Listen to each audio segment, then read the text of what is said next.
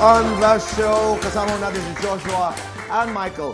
For today's talk, mapapanood na ang Korean pop star and former Momoland member na si Nancy McDonie sa kanyang unang appearance sa GMA matapos siyang pumirma ng management contract sa Sparkle last April. Dalawang weekend simula ngayong Sabado, si Nancy po ang guest runner ng Running Man Philippines. Narito po ang statement ni Nancy. I had so much fun today. It was such an adventure. There were so many missions. And I hope you guys look forward to watch the Philippines Running Man. It's going to be a blast. I hope you guys enjoy it. See you soon. Thank you, Nancy. Give us Zumba. Oh, yun na. Ginanahan na si Tito Boy. Pero tingnan natin, pag-usapan muna natin, totoo bang lapitin talaga ang mga dancers? Ay, totoo Masasabi ko na Totoo. yes. So, noong inyong kapanahunan, how did you do it? How did you manage that? Tumatakbo ba kayong palayo o palapit? Kailangan palayo muna.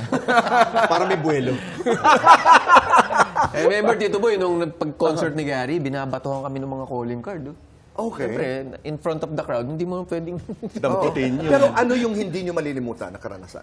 For me, it's the shows abroad talaga. Oo. May mga nagtatapon ng pera, nagbulaklak, Tapos may mga yung ganun. sa hotel, may sumusunod. Indecent proposals.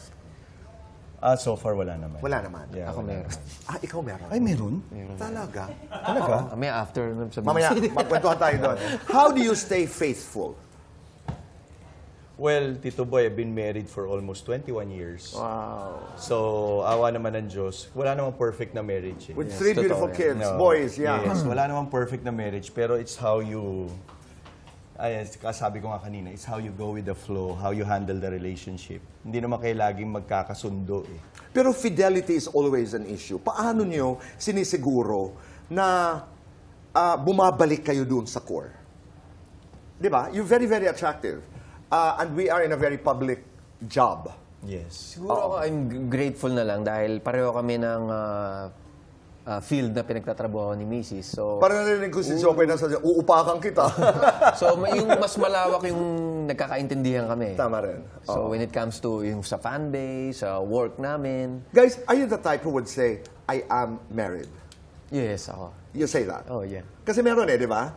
Oo. Hindi, actually, Tito Boy, lalo Alam na rin nila eh, Oh, no? alam na rin Because nila eh. of the Kasi soft sa Pero work, merong mga nakakaalam na mas nagiging malakas ang appeal Yes. ninyo because you are married. actually, yes, meron din ganun. Gusto na married Yes. din. Parang, how- parang challenge sa kanila yun. Correct. eh. And how do you say no? Just say no. Just say no. Just say no. Tama yun. Just say no. Di ba? That's love and respect.